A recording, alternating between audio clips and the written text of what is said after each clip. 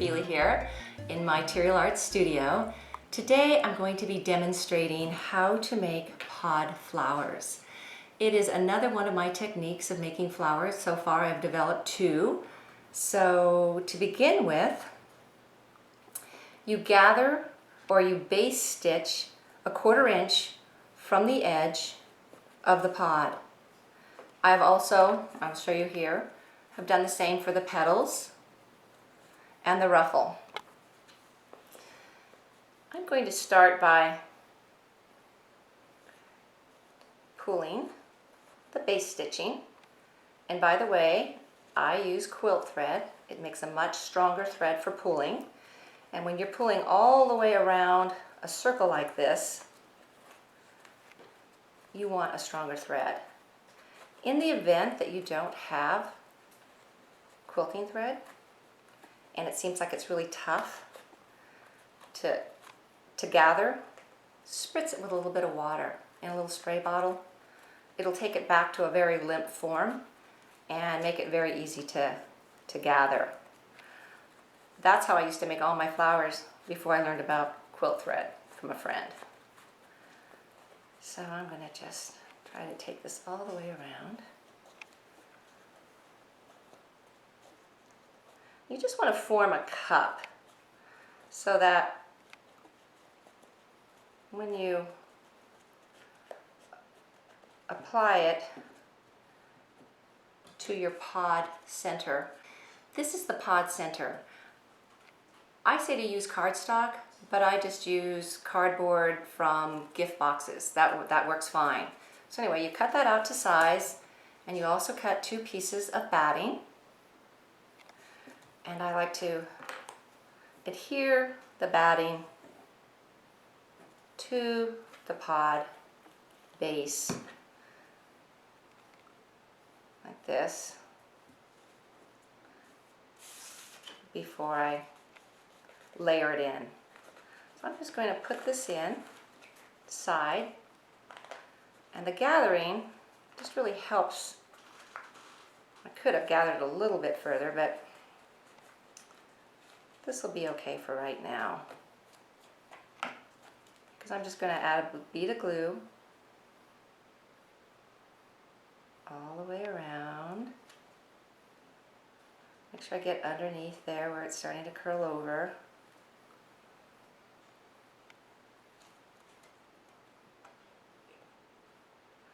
We could just let it set here for a second because it's going to take a minute for it to get tacky. Again, this should have been gathered a little bit better on this end, but you can see it'll still work even if you don't get your gathers complete. These are little clover clips. They work great to hold your fabric down while it's drying. As you can see, I'm just going to push it down all the way around and use all my fingers.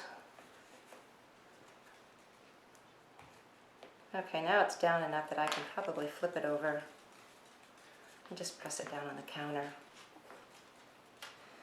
When I'm using glues, I like to use a paper plate or a cutting mat to protect the surface. But just remember, if you use a cutting mat, you probably will scar up your cutting mat as I have. So I'll just try to be neat today and not get glue all over the place. So there's your pod. All right, once you have your pod, turn it face down and take your petals. We will do 1/2 of the flower at a time. So I'm gathering the sunflower petals. We will do 1/2 at a time. And this needs to measure 5.5 inches, which is about there. And I will pull the top thread tight to lock it so I don't have to tie it. Trim my threads. And I'm going to place a bead of glue on 1/2 of the wrong side of the pod.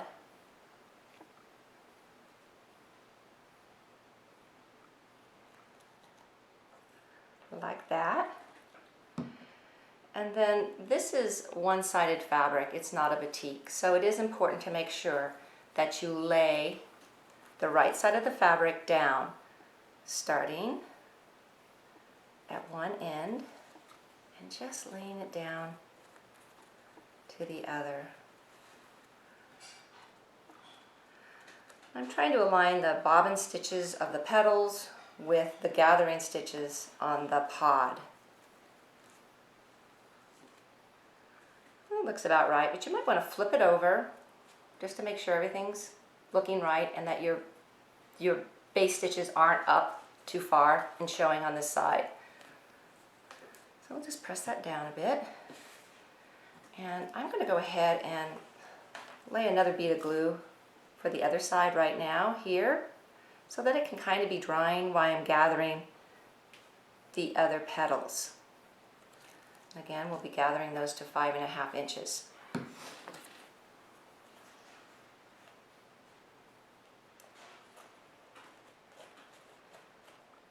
And whenever I'm basting petals, I like to back tack one end, the opposite end, so I have something to gather to and I don't have to tie 2 knots or pull 2 ends. So this is about at 5.5 now. I'm going to pull the top thread and I'm just going to even the gathers best I can. And then I'm going to place the right side down, starting where the other one ended, and pushing down around. And it looks like it's a little longer than it needs to be, so I'm just going to kind of scrunch it. You can just make it work.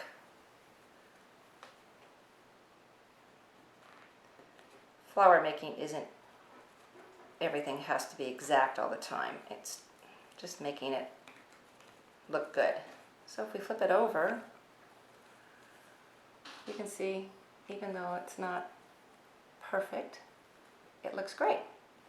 So we will now apply a ruffle. And a ruffle is going to really soften the pod edge where it meets the petals. Sorry, I need some trimming here. Okay. So this is your ruffle, and I had you gather a 1/4 inch from each edge. And that is so your machine could handle it. If it was just this 1/2 inch size, a lot of machines would just eat that up. So I decided to go ahead and make it 1 inch, and then I'm going to fold it in half to give me a cut line, because I need a 1/2 inch ruffle strip. I actually need 2. So now that I have that, you could also rotary cut this, which would probably be easier.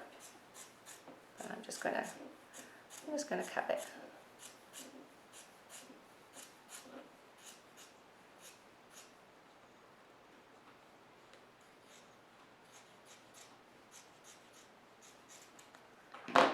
Okay. Now we're going to gather this to 5 1/4 inches.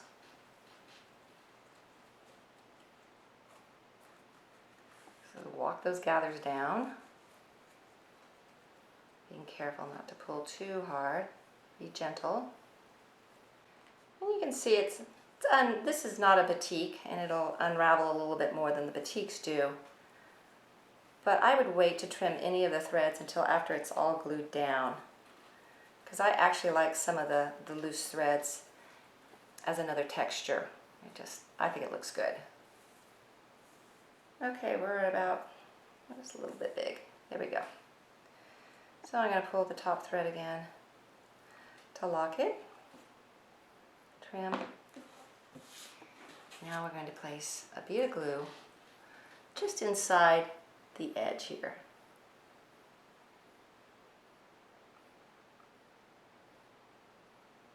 And again, I'm just going to go all the way around 1/2 of the flower. And then we're just going to lay this on top. And press down as it's setting.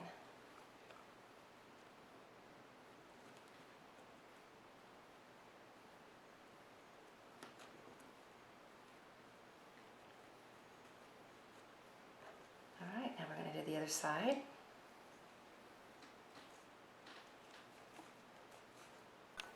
Okay, once it measures to your 5 1/4 inch, glue the other half.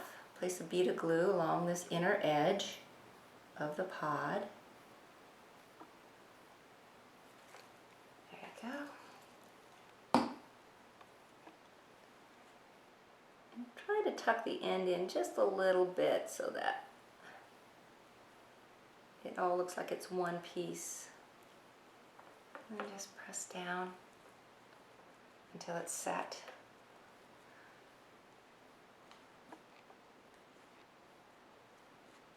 Okay.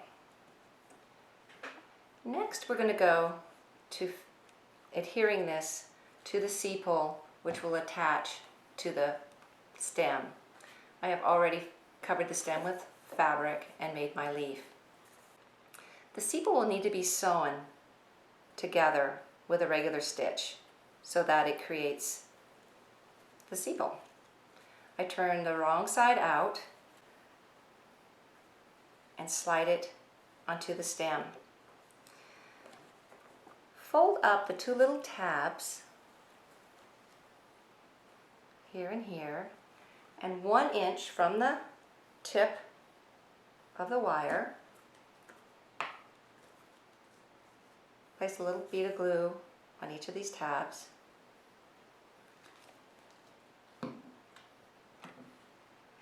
And press them against the stem so that the sepal is glued to the stem. I got a little glue on my fingers. Paper towels are great to get the glue off your fingers. Okay. This is a sepal batting, and it's cut in such a way that you can wrap it around the sepal and then flip the sepal up. So that's just going to create a little bit of fluff in there. And now I'm going to take some wire cutters, some needle nose plier, and I'm going to bend at 1/2 inch. I should put that down, sorry, I shouldn't have put that up yet. Bend it about 1/2 inch down, perpendicular to the stem, so that it's flat. This is going to lay against the back of your flower. So now you can push your sepal up, put a bead of glue on this bent stem, there, and then I like to put a bead of glue just inside the entire edge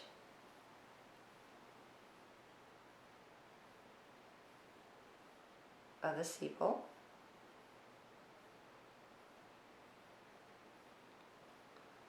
It's kind of stringy, but it's okay. That glue will all get stuck down. So now you're going to take the sepal and the stem and center it. You know, kind of look at the center it down, and push this down so that it hits the cardboard. And then you can press this outer edge down all the way around.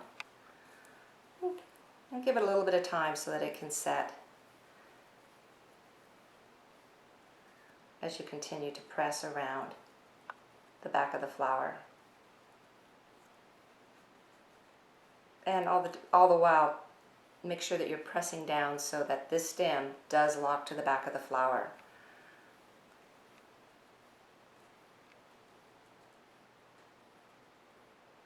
Okay, so now you can bend your flower at the neck, down, and there you are. Well, I hope you enjoyed the video on making pod flowers. The first 6 flowers that I have released, 2 of them are pod flowers. The sunflower and the Terial girl.